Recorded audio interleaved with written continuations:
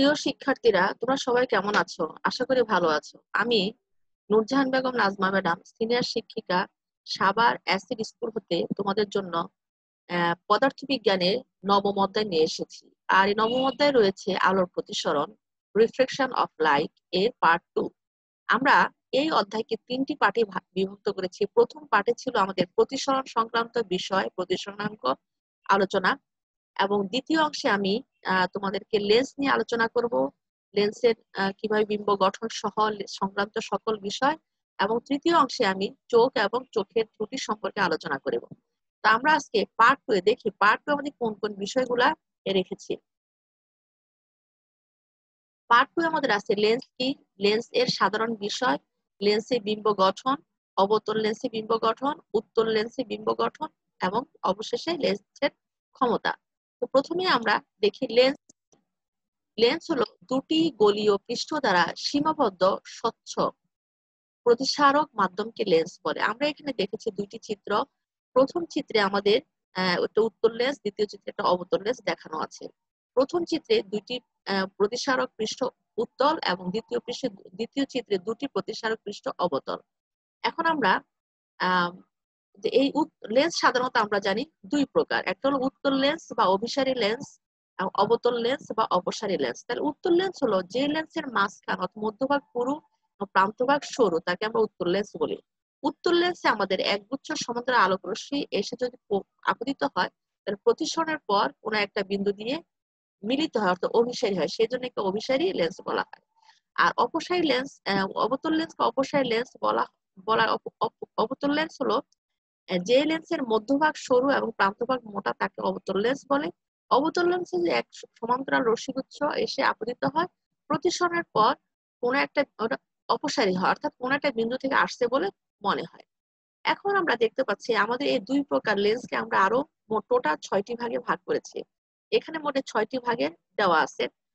সমউত্তল lens, lens উত্তল অবতল lens, দ্বি উত্তল লেন্স, অবতল উত্তল, সমতল অবতল লেন্স, অবতল উত্তল লেন্স এবং দ্বি অবতল লেন্স।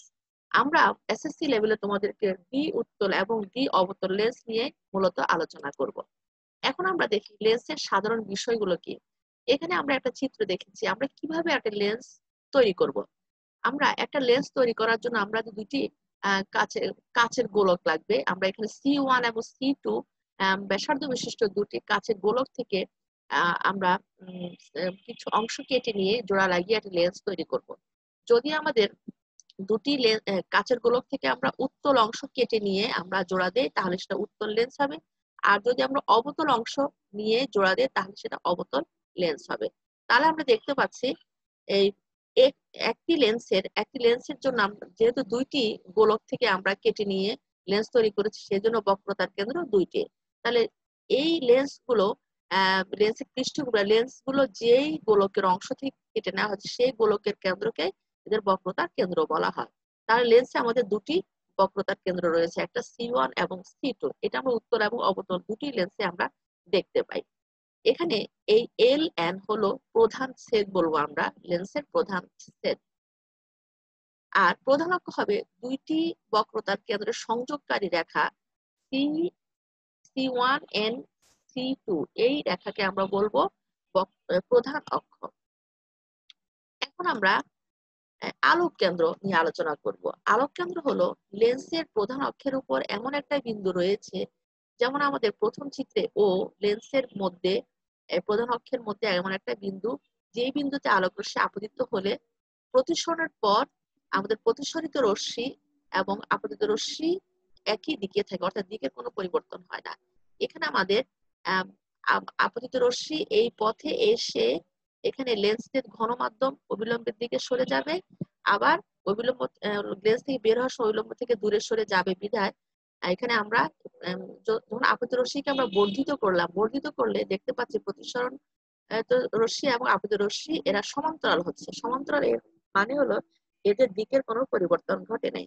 ঠিক একইভাবে আমরা পুরো লেন্সের দ্বিতীয় চিত্রে আমরা এভাবে যদি আমরা আপতিত রশ্মিকে সামনের দিকে বাড়িয়ে দেই এবং প্রতিসরিত রশ্মিকে পেছনের দিকে বাড়িয়ে দেই, তাহলে দুটো সমান্তরাল রশ্মি পাবো, অর্থাৎ দিকের পরিবর্তন ঘটবে না।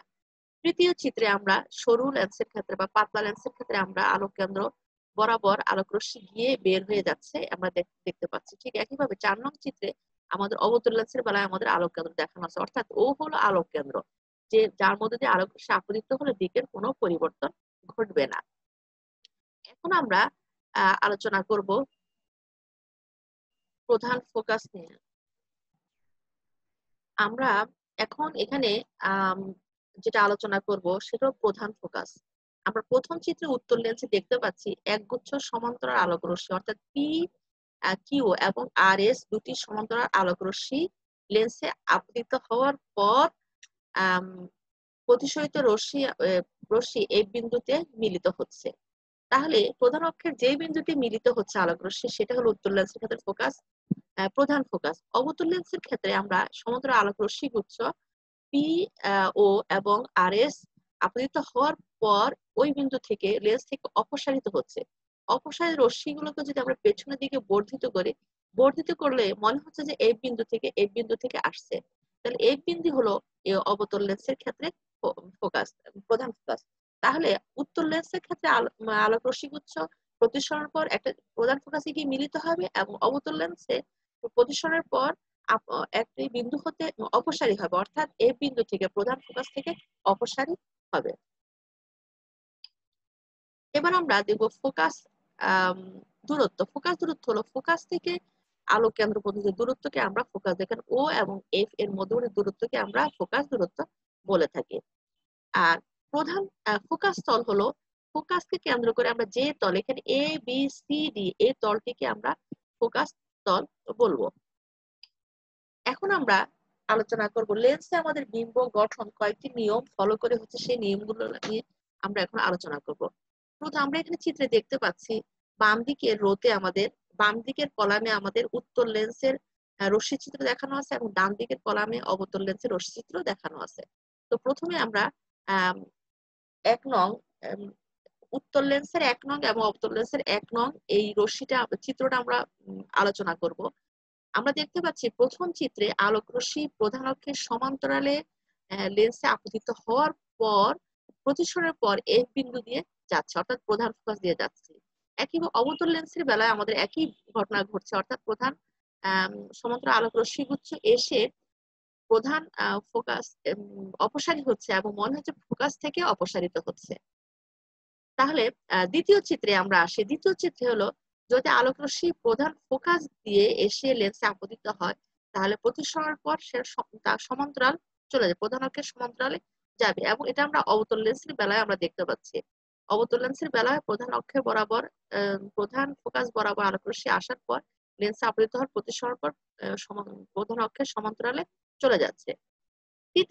তৃতীয় চিত্রে আমরা দেখতে পাচ্ছি যে আলোক কেন্দ্র বরাবর কোন আলোক রশ্মি এসে দিকের কোনো পরিবর্তন না ঘটে সরাসরি চলে যাচ্ছে। এটা উত্তল এবং অবতল দুটি লেন্সের ক্ষেত্রে আমরা দেখতে পেলাম।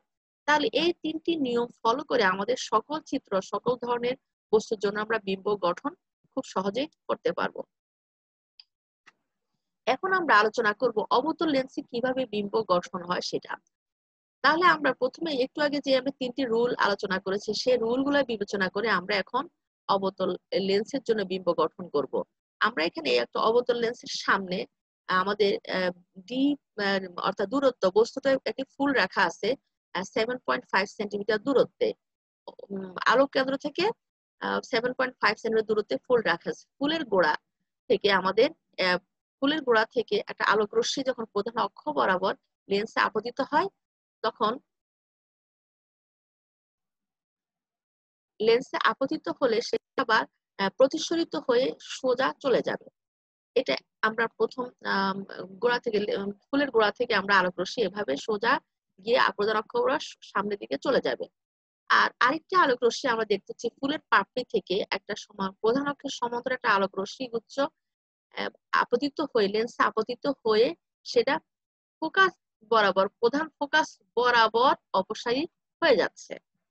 ঠিক আমাদের দ্বিতীয় চিত্রে আমরা দেখতে পাচ্ছি যে পাপড়ি থেকে আরেকটি আলোক রশ্মি আলোক কেন্দ্র বরাবর গিয়ে প্রতিসরিত হয়ে আলোক কেন্দ্র সরাসরি চলে যাচ্ছে। 1 এবং 2 এই দুইটি আলোক রশ্মিকে যদি আমরা একটি চিত্রের মধ্যে উপস্থাপন করি তৃতীয় চিত্রে, তাহলে পাপড়ির জন্য আমরা দুটি আলোক রশ্মি 1 নাম্বার এবং 2 নাম্বার এই আলোক রশ্মি প্রতিসরিত রশ্মিদ্বয় আমাদের এই বিন্দুতে এখানে মিলিত হচ্ছে এই পাপড়ির জন্য আমরা একটা পাপড়ির প্রতিবিম্ব পাচ্ছি। এখানে এই ফুলের গোড়ার জন্য পাচ্ছি আমরা প্রতিবিম্ব, আর পাপড়ির জন্য পাচ্ছি প্রতিবিম্ব। তাহলে এখানে এই ফুলটি যদি বস্তু হয়, তার প্রতিবিম্ব পাচ্ছি আমরা এই বিন্দুতে, যেখানে আমরা দেখতে পাচ্ছি বস্তুটির উচ্চতা ছিল h0, আর বিম্বটির উচ্চতা হলো দৈর্ঘ্য বা উচ্চতা হলো h1, এবং এই বিম্বটি আলোক কেন্দ্র থেকে 4.29 সেন্টিমিটার দূরত্বে গঠন হচ্ছে। এখানে আমরা মাইনাস দ্বারা চিহ্নিত করছি যে আমাদের এটা অবতল লেন্সের ফোকাস দূরত্ব অবাস্তব বিধায় f ঋণাত্মক, এবং বিম্ব আমাদের ঋণাত্মক অবাস্তব বিম্ব গঠিত হচ্ছে।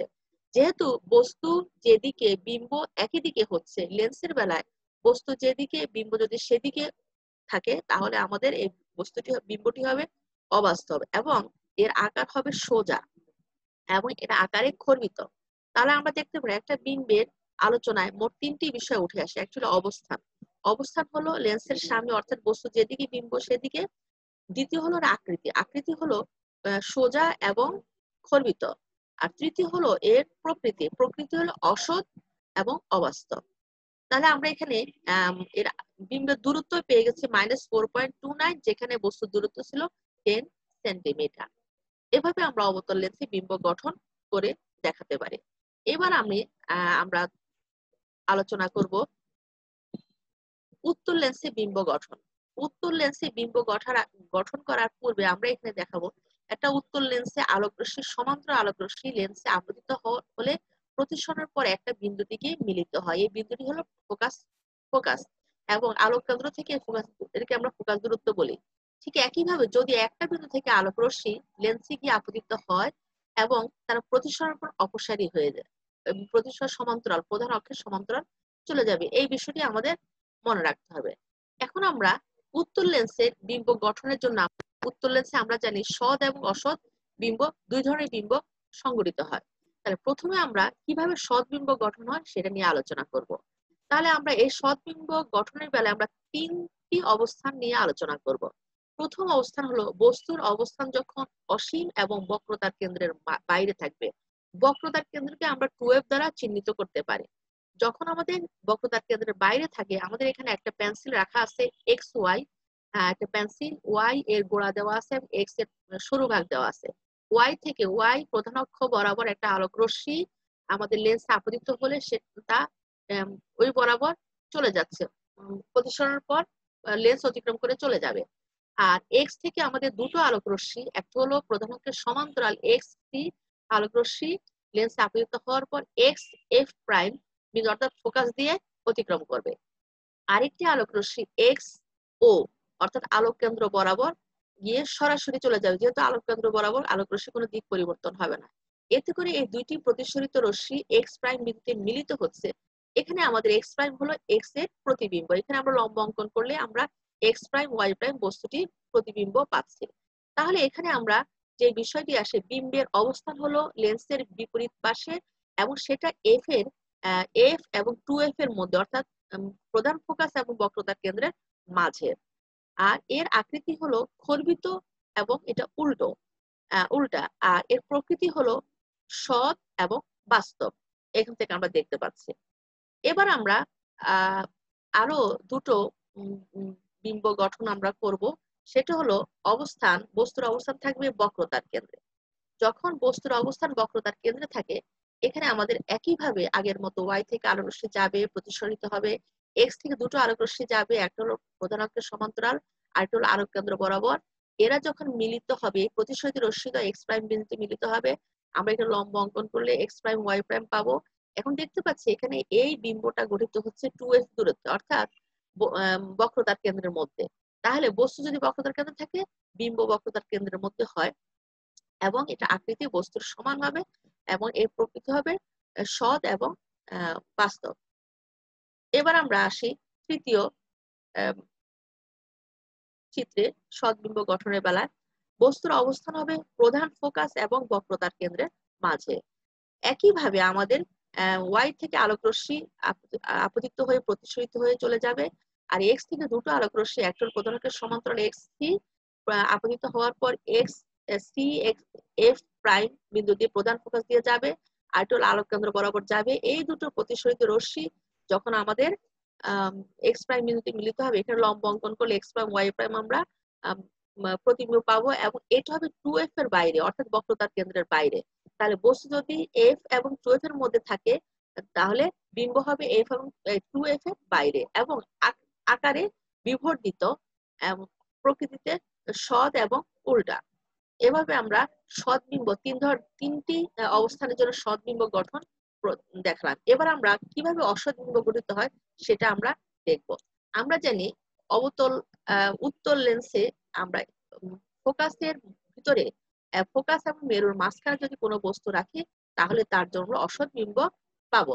তাহলে আমাদের এখানে এক্স এক্স প্রাইম বস্তুটিকে আমরা এফ এবং এফ এর ভিতরে, অর্থাৎ মেরু বক্রতার কেন্দ্র এফ এর মাঝে আমরা রাখলাম। এখানে ওয়াই থেকে একটা আলোক রশ্মি লেন্স এ আপতিত হয়ে প্রতিসরিত হয়ে চলে যাবে, আর এক্স থেকে দুটি আলোক রশ্মি, একটা হলো প্রধান সমান্তরাল এক্স সি, আপতিত হওয়ার পর সি এফ পথে প্রধান ফোকাস দিয়ে যাবে, আরটি হলো আলোক কেন্দ্র বরাবর চলে যাবে।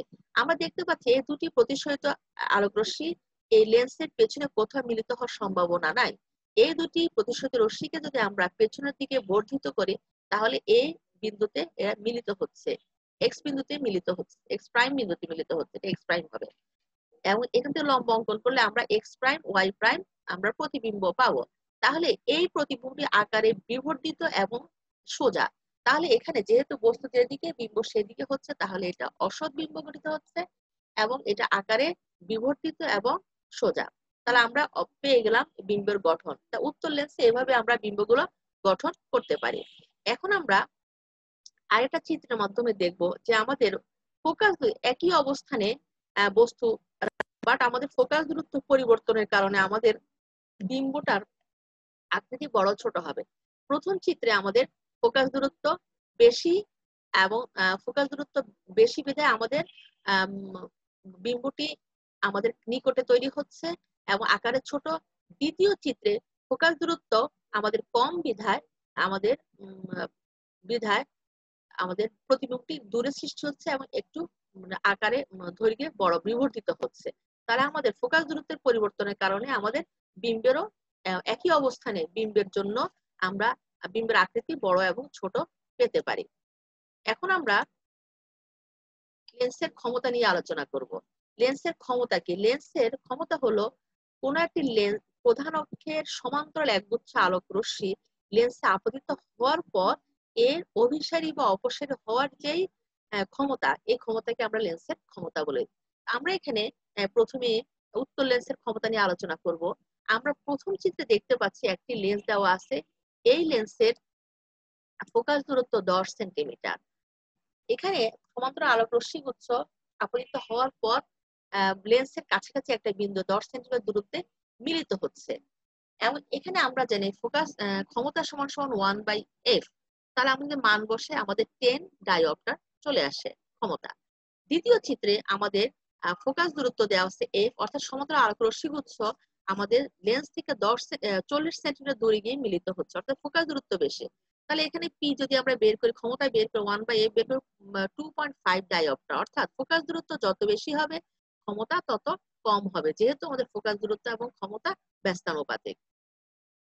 এখন আমরা আর আমাদের উত্তল লেন্সের ক্ষেত্রে ফোকাস দূরত্ব ধনাত্মক বিধায়, অর্থাৎ বাস্তব ফোকাস দূরত্ব বাস্তব বিধায় এর ধনাত্মক পাবো, আমরা ক্ষমতা ধনাত্মক পাবো। এবার আসে আমাদের অবতল লেন্সের বেলা। অবতল লেন্সের বেলা আমাদের ফোকাস দূরত্ব হলো কাল্পনিক, অর্থাৎ এখানে প্রধান ফোকাসে মিলিত হয় বলে মনে হয় অথবা ফোকাস থেকে আসছে বলে মনে হয়, সেজন্য ফোকাস দূরত্বকে আমরা ঋণাত্মক ধরে থাকি।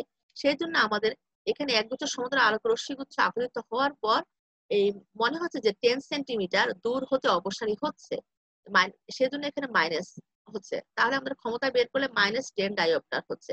দ্বিতীয় চিত্রে আমাদের 25 সেন্টিমিটার দূরত্বে হতেই অপসারী হচ্ছে বলে মনে হয় বিধায় আমাদের এখানে ক্ষমতা আসছে -4 ডায়োপ্টার।